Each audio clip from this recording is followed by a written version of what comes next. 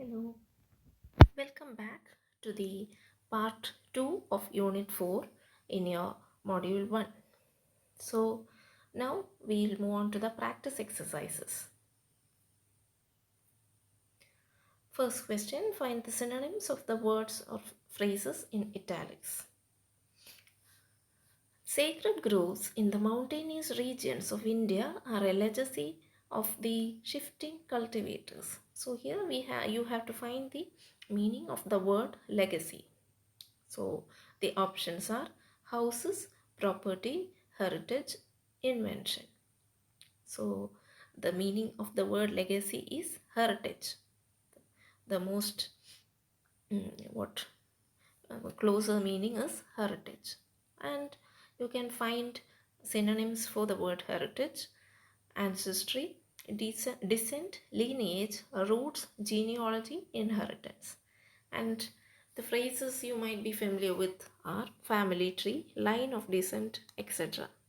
Often we use the term line of descent in order when you talk about the royal families. Now we'll move on to the second question. After reading the notice, I went fuming to my room. So you have to find the meaning of the word fuming. And the options are angry, sacred, sad, happy. Fuming means angry. Fuming means angry. Okay, now we can look into more synonyms like furious, enraged, infuriated, wrathful. And you have phrases like ticked off, hot under the collar, bent out of shape, etc. Now we'll move on to the next exercise. Fill in the blanks with the correct word. And let us look into the question. We need your dash to proceed further with the project. And the words given are asset, assent. For that you need to know the meaning of both the words. Assent means consent and asset means benefit. So here look into the sentence once more. We need your dash to proceed further with the project. That we need your consent. That means assent. Assent is the answer. Assent is the word that has the meaning consent. Now the next question. A huge flat plain extended towards snow caps on every side. Snow caps, snow covered mountains. The word itself indicates the snow covered mountains. So now let us look into the options, and the options are valleys, mountain peaks, snowfall, glaciers.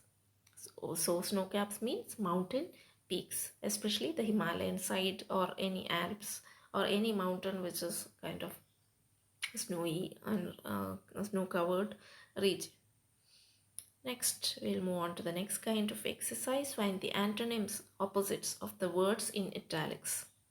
Mangroves should be conserved as sensitive ecosystems. So, the options are protected, destroyed, enclosed, none of the above. So, you need to find the opposite of the word conserved. Conserved meaning is protected. So, that means you need to find something opposite to protected from the options. Protected, destroyed, enclosed. So that means destroyed will be the most appropriate answer. So the antonym or the opposite of the word conserved is destroyed. Okay. Next question. Reading literature affords a person a diversion from hard work. Here also you have to find the opposite of the word affords. And the options are denies, permits, costs, more, increases. First of all, you should look into the meaning of the word afford. Afford means permits, provide, or furnish, or allow. So that means you need to find the opposite of the word permit. You have one word denies in your options. So the opposite of the word afford is deny. So afford means permit, permission means denial. Okay. So the most appropriate answer is denies. Now next exercise, choose the most suitable one word substitute for the phrase in italics. Now let us look into the question.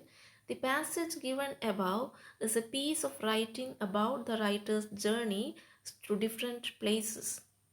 So the earlier passage, the travelogue that we have discussed in the last lecture, is what they are intending to. First, in the beginning itself, I told you, like it is a travelogue, which is written in the form of a travel memory. Especially Pico Iyer is a travel writer. So, of course, a piece of writing about travel means travelogue. So the answer is travelogue. I have explained the other terms that are given in your options: monologue, diary, and journal also. Let's see what it is. Uh, Monologue means a long speech by one person on a play, verse, etc. Especially in poetry as well as uh, in drama, you can see a person who is talking for quite a long time. It will be a long speech by one person himself. That means, and that is what you mean by monologue. It won't be a conversation, it might be like a soliloquy, a person talking to himself, or might be he's talking to the audience. There won't be a listener. Okay. Then diary, of course, in literature, diary means a daily record of news and events of a personal nature. Diary writing is considered as a form of literary text. And journal, what do you mean by journal? Journal is also a magazine, but it is a magazine that deals with a particular subject or professional activity. There are medical journals, there are geographic journals, you can and English studies journals, science journals, etc., etc. It's a magazine that deals with a particular subject or professional activity. Okay, so anyway, don't forget the answer of the question that is given here. A piece of writing about the writer's journeys to different places means travelogue. Now we'll move on to the next question. In the passage, the city that the traveler entered was one with a wonderful smell. That we have already discussed in the last exercise, that those exercises that are based on the what passage. Wonderful smells, something related to smell is termed as aromatic. Here the other terms are stinky, then pristine also we have discussed in that lecture. Delicious is something related to the taste of food. Okay, so here smell means aromatic.